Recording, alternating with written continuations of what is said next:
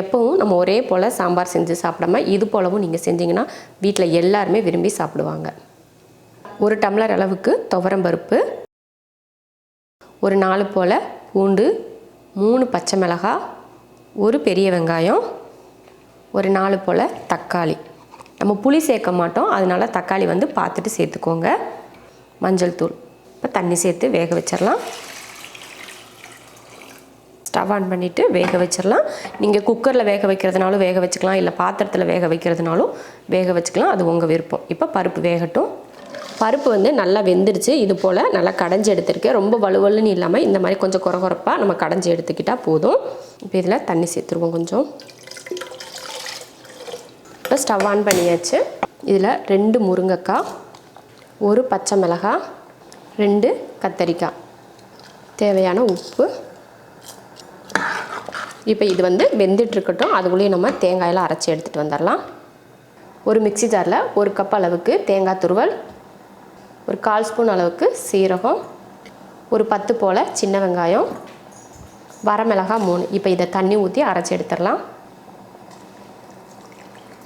பார்த்திங்கன்னா அரைச்சி எடுத்தாச்சு. முருங்கைக்காயும் கத்திரிக்காயும் வேக வச்சுருந்தோம் இல்லையா, அதுவும் பார்த்திங்கன்னா நல்லா வெந்துருச்சு. இப்போ நம்ம அரைச்ச தேங்காய் மசாலாவை சேர்த்துடலாம். அடுத்து கொஞ்சமாக தண்ணி, மிக்ஸி ஜாரை கழுவி மட்டும் கொஞ்சம் தண்ணி ஊற்றியாச்சு. கொஞ்சம் மல்லித்தலை, கொஞ்சம் கருவேப்பிலை சேர்த்துட்டு கலந்துடலாம். உப்பெல்லாம் சரி பார்த்துக்கோங்க. இந்த மாதிரி தேங்காயெல்லாம் ஊற்றுறப்போ உப்பு எப்படி இருக்குன்னு சொல்லி பார்த்துக்கணும்.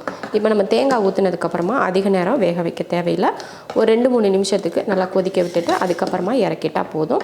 இது வந்து ரொம்ப தண்ணியாக இருந்தாலும் நல்லா இருக்காது, கொஞ்சம் கெட்டியாக இருந்தால் தான் நல்லாயிருக்கும். அதனால் ஒரு 2-3 நிமிஷத்துக்கு மட்டும் நல்லா கொதிக்க வச்சுட்டு இறக்கிக்கலாம். தண்ணியும் அளவுக்கு அதிகமாக ஊற்ற தேவையில்லை. ஒரு 3 நிமிஷத்துக்கு வேகட்டும், அதுக்கப்புறம் இறக்கிக்கலாம். பார்த்திங்கன்னா 2-3 நிமிஷத்துக்கு நல்லா மசாலா, அந்த நம்ம ஊற்றின மசாலாலாம் அந்த பச்சை வடை போயிட்டு நல்லா வெந்துருச்சு. இப்போ இறக்கிடலாம். தாளிக்கிறதுக்கு எண்ணெய் காஞ்சதுமே கடுகுளுந்து, அடுத்து ஒரு 3 போல் சின்ன வெங்காயம், கொஞ்சம் கருவேப்பிலை. வெங்காயம் ஓரளவுக்கு வதங்கினதுக்கப்புறம் கொஞ்சம் பெருங்காயத்தூள். இப்போ அடுப்பை ஆஃப் பண்ணிடுவோம். இப்போ இதை சாம்பாரில் ஊற்றிடலாம்.